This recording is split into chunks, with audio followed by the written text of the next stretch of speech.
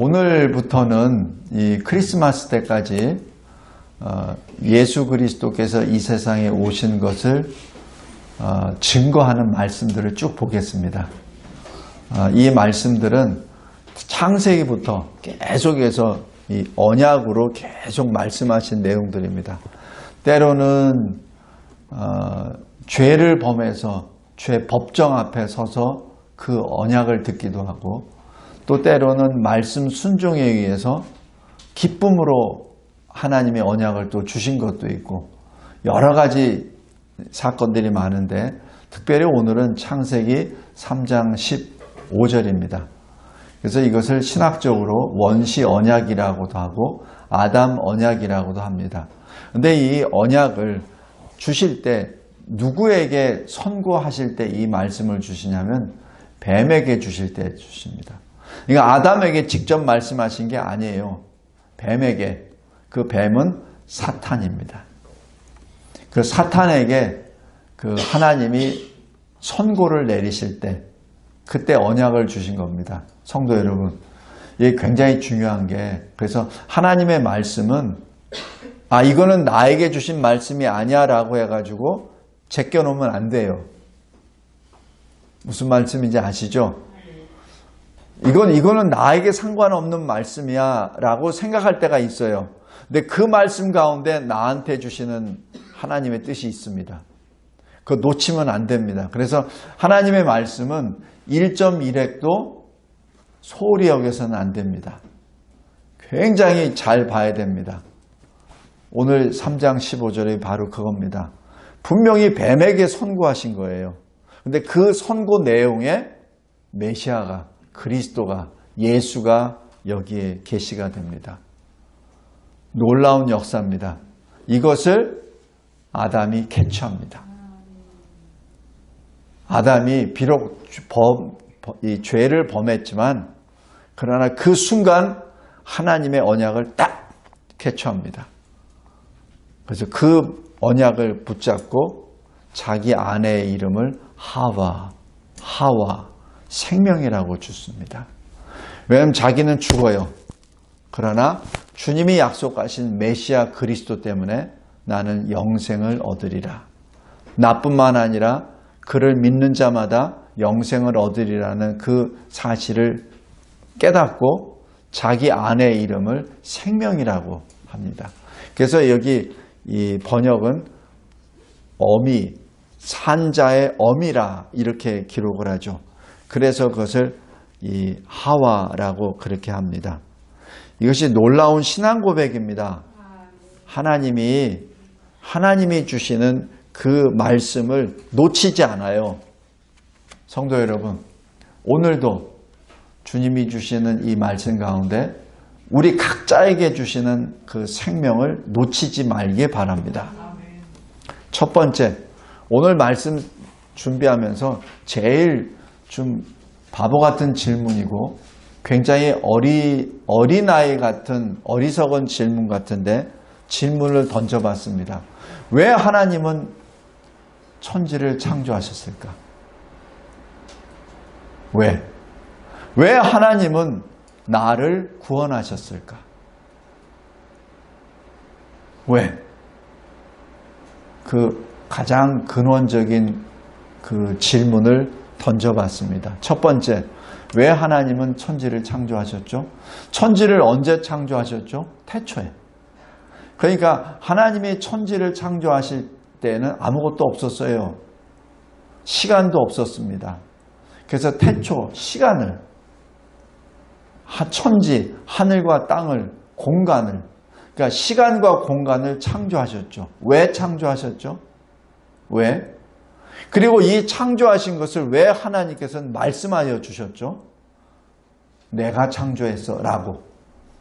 하나님이 태초에 천지를 창조하신, 그 누가 얘기한 거예요? 하나님이. 아무도 몰라요. 아담도 모르죠.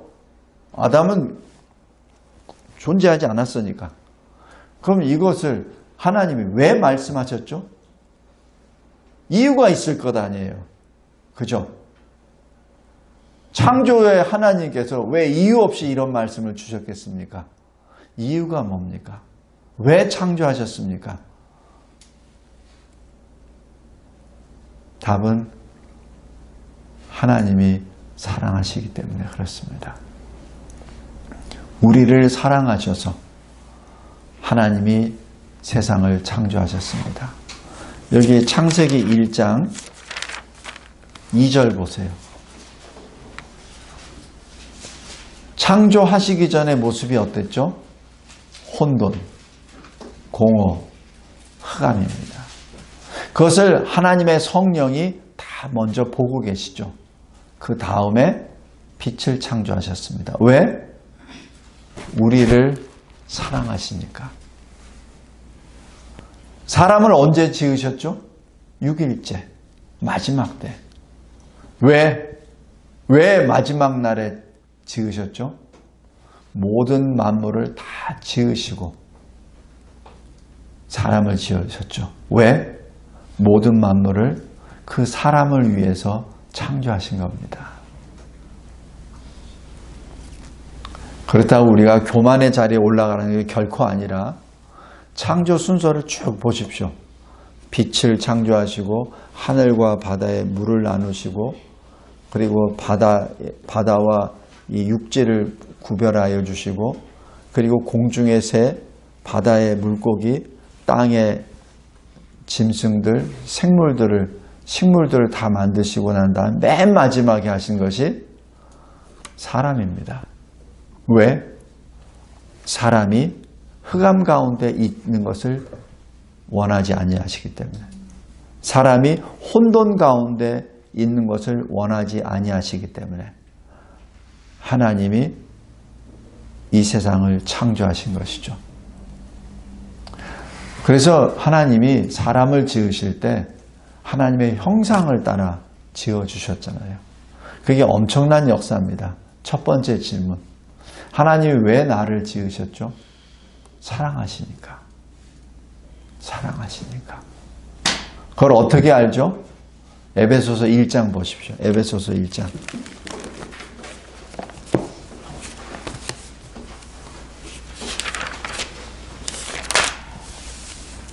1장 4절입니다.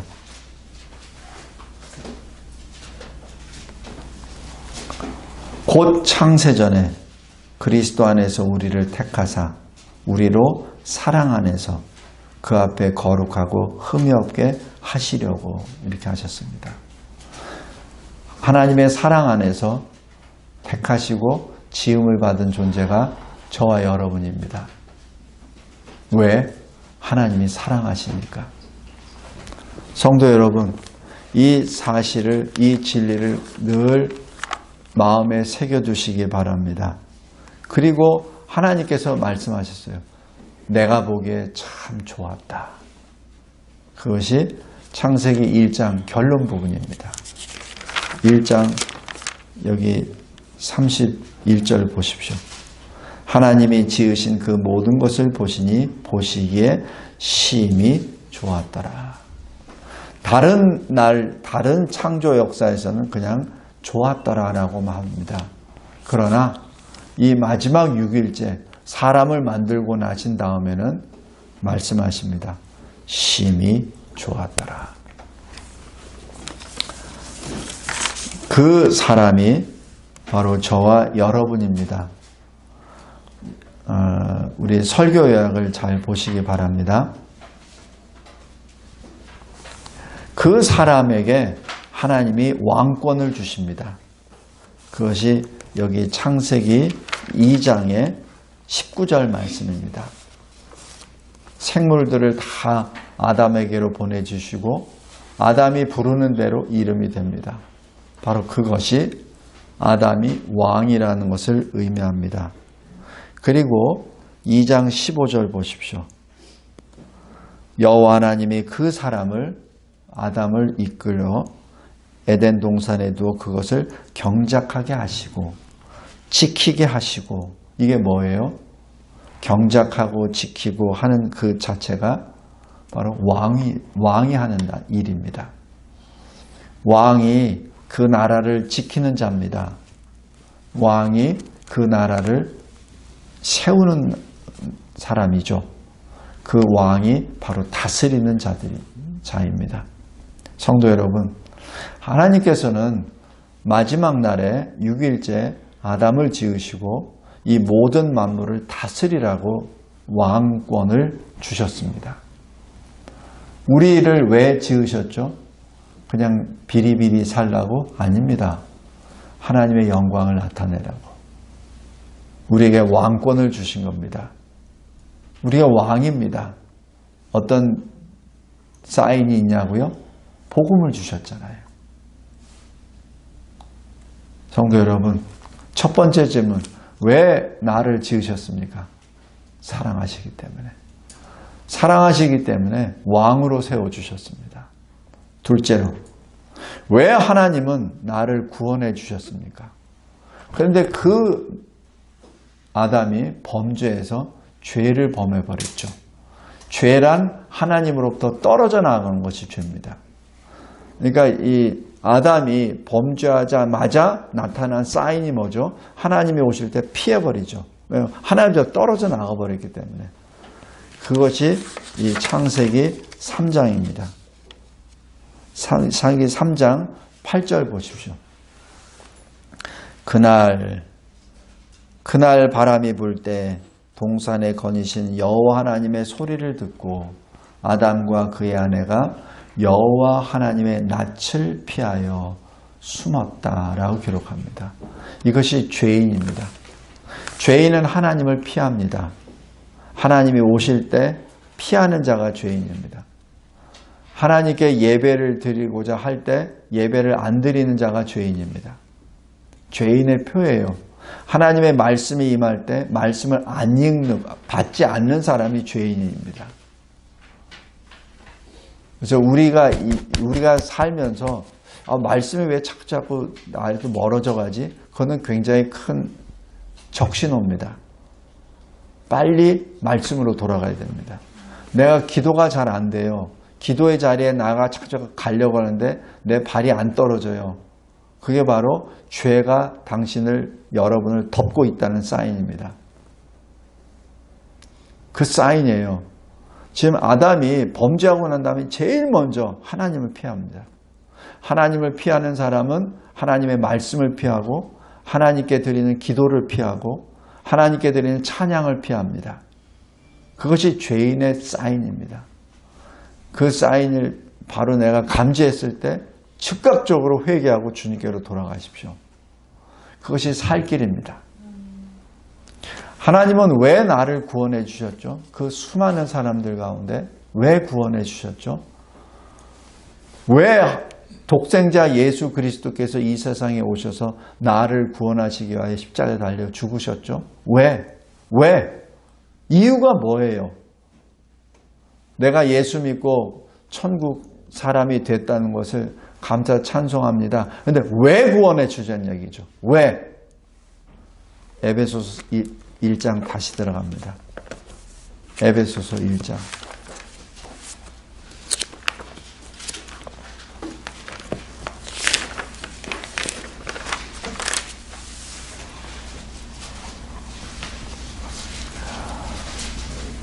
(4절) (5절입니다) 곧 창세전에 그리스도 안에서 우리를 택하사 우리로 사랑 안에서 그 앞에 거룩하고 흠이 없게 하시려고.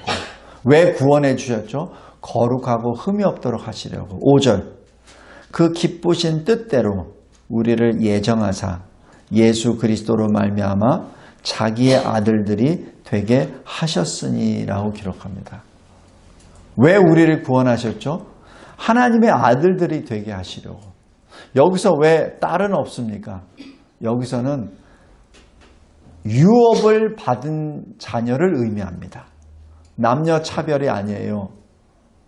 바로 하나님 나라를 유업으로 받은 자를 표현하기 위하여 아들들이라고 표현한 겁니다. 그래서 우리를 왜 구원해 주셨죠? 나를 왜 구원해 주셨습니까? 하나님 나라를 기업으로 주시려고 하신 겁니다. 근데 하나님 나라는 거룩하지 못하면 못 들어가요. 근데 어떻게 거룩해집니까? 말씀과 기도를 하지 않으면 거룩해지지가 않아요. 그래서 말씀과 기도를 떨어가면 하나님 나라에 들어갈 수 없어요. 왜냐하면 거룩해지지 않기 때문에. 말씀과 기도를 누가 따라가죠? 구원받은 자들이 따라갑니다. 그것이 바로 사인입니다. 그 사람들이 예수 믿는 사람들이에요. 예수 믿는 사람들은 말씀과 기도를 할 수밖에 없어요. 왜냐하면 살았기 때문에. 구원받지 못한 사람은 죽었기 때문에 말씀과 기도에 반응이 없어요. 근데 산 자는 말씀과 기도에 반응을 합니다. 우리 아이가 태어났을 때 아이가 살았는지 안 살았는지 어떻게 알아요? 울잖아요. 그죠? 그게 뭐예요? 기도입니다. 그게 반응이에요. 근데 아이가 태어나는데 안 울어. 그럼 뭐예요? 그거 죽은 거예요. 우리가 새 생명을 받았습니까? 그럼 반응이 나와야 돼요. 그게 울부짖음입니다. 그게 기도예요. 그래서 말씀과 기도가 거룩하여짐이라. 디모데전서 4장 5절 말씀이 바로 그거예요. 근데 그 거룩의 시작은 예수 보혈의 피죠. 예수 보혈의 피를 받은 그 거룩이 우리의 죄로 말미암아 자꾸 더럽혀지잖아요. 그러니까 말씀과 기도로 그 더럽혀진 것을 씻어내는 것이죠. 그래서 디모데전서 4장 5절에 말씀과 기도로 거룩하여짐이랍니다. 거룩하여진다는 것이 예수 십자가 보혈의 피로 거룩하여졌기 때문에 거룩하여지는 거예요. 예수 그리스도 보혈의 피가 없으면 거룩해질 수가 없죠. 죽어버렸는데 뭐가 거룩해집니까? 그러나 보혈로 내가 새 생명을 얻었기 때문에, 그래서 나의 죄를 씻어내는 것이 말씀과 기도입니다. 그리고 여기 에베소서 1장 6절 보십시오. 이는 왜냐하면, 왜 거룩하게 하시고 왜 자기 아들들로 되게 하셨습니까? 왜냐하면 6절, 그가 사랑하시는 자 안에서. 하나님이 사랑하시는 자가 누굽니까? 예수죠. 독생자 예수잖아요. 예수 그리스도 안에서 우리에게 거저 주시는 바, 그의 은혜. 바로 거저 주시는 거 뭐예요? 하나님의 은혜입니다. 우리가 구원받은 게 하나님의 은혜예요. 우리가 예수 믿게 된 것도 하나님의 은혜입니다. 우리가 잘나서 뭘 믿은 게 아니에요. 하나님이 거저 주신 은혜입니다. 그 하나님의 은혜의 영광을 찬송하게 하려는 것이라. 왜 우리를 구원해 주셨죠? 하나님의 아들들이 되게 하시려고. 왜 아들들이 되게 하셨죠?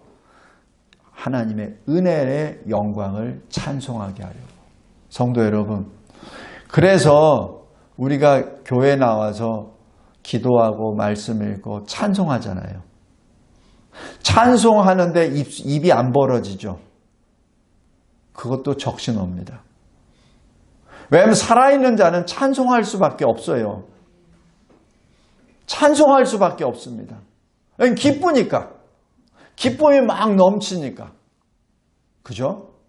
내가 살아서 너무 기쁘니까. 성도 여러분, 우리가 그냥 이 세상에 무슨 시험 하나 합격해도 막 콧노래가 막 나오잖아요. 아니면 무슨 선생님한테 어떤 어르신한테 칭찬만 받아도 기분이 좋아가지고 룰루룰루 막 이러잖아요. 그죠? 이 세상 일도 그렇잖아요. 무슨 어떤 일을 딱 하려고 했는데 딱 잘 됐어. 그럼 얼마나 신이 납니까? 막 둥실둥실 뛰면서 얘기하잖아요. 그죠? 그런데 하물며 천지를 지으신 하나님이 나에게 생명을 주셨는데 내가 찬송 안 합니까? 할 수밖에 없는 거예요. 만약에 찬송하는 입이 열리지 않는다면 그것은 다시 믿음을 확인해 봐야 됩니다. 점검해야 됩니다. 성도 여러분, 그래서 말씀과 기도와 찬송은 그거는 그냥 하나로 묶여져 있는 거예요. 산 자의 반응입니다. 산 자의 반응입니다. 왜 나를 구원해 주셨습니까? 예배 드리고 그냥 주일날 나오게 하려고? 아니에요. 하나님 나라를 유업으로 받은 자로서 하나님의 나라를 향하여 하나님을 향하여 영광의 찬송을 하도록 하나님이 구원하여 주셨습니다. 그것을 다른 말로 예수 그리스도께서 이 세상에 오신 목적은 자기 백성들을 그들의 죄에서 구원해 내시려고 죽은 자리에서 산 자로 옮겨주시기 위해서 오신 것이죠. 그것이 두 번째입니다. 왜 나를 구원해 주셨습니까? 사랑하시니까.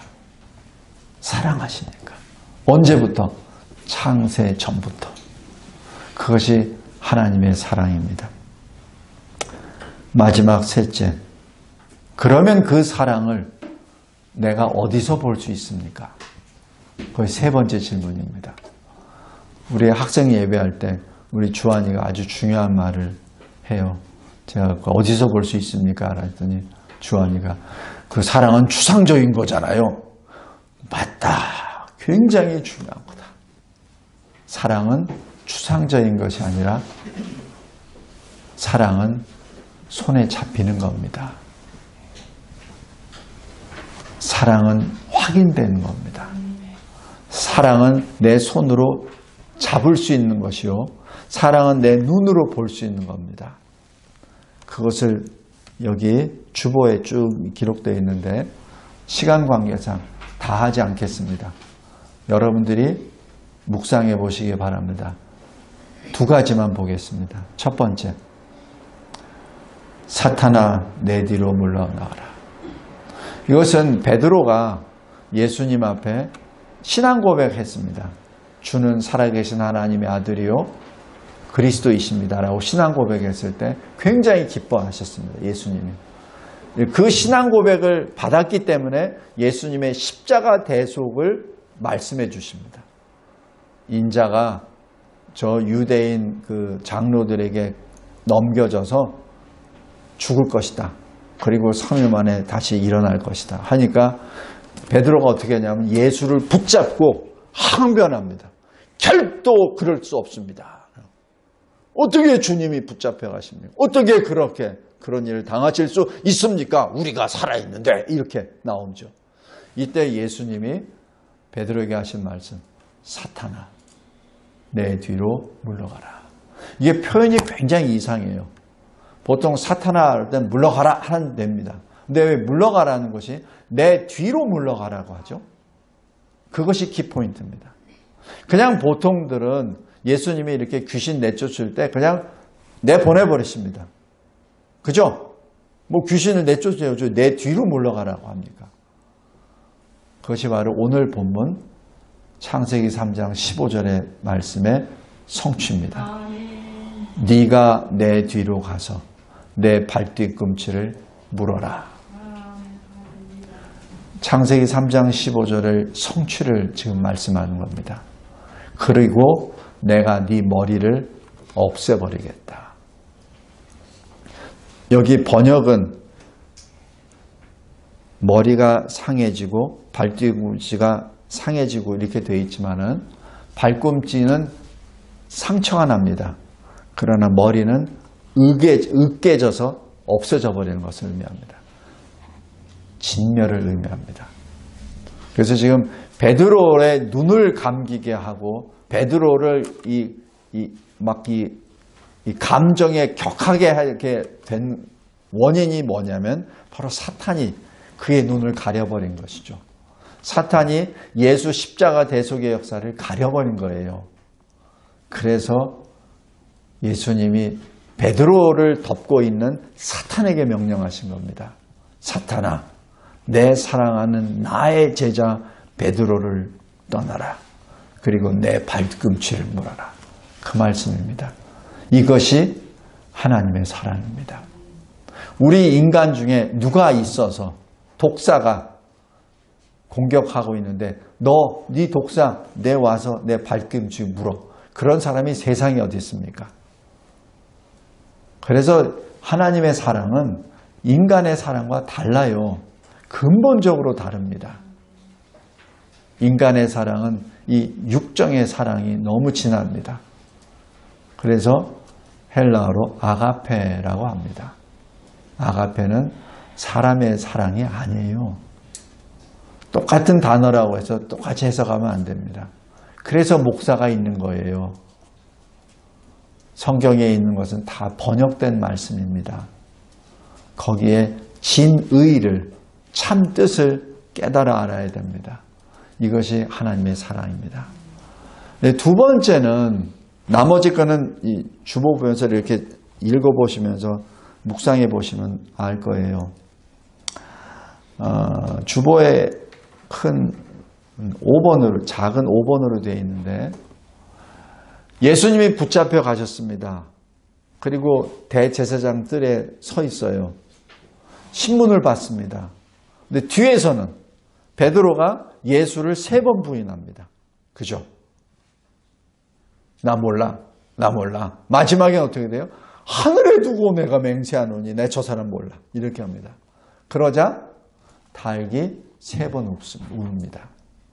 예수님이 이미 말씀하신 거거든요. 베드로가 결코 없습니다. 그랬더니 우리는 죽으러도 주님과 같이 가겠습니다. 라고 하니까 예수님이 하신 말씀, 베드로야, 네가 달기 3번 울기 전에 3번 나를 부인할 거야. 그것을 그대로 이루어지죠. 그때 어떡하죠? 주님이 몸을 돌이켜 베드로를 보십니다. 베드로는 그것도 몰라요. 너무 수치스럽고 너무 죄송스럽고 너무 자기가 비참해지니까 그냥 울면서 뛰쳐나가 버립니다.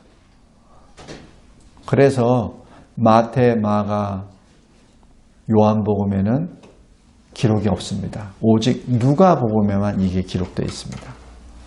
예수께서 몸을 돌이켜 베드로를 보시니,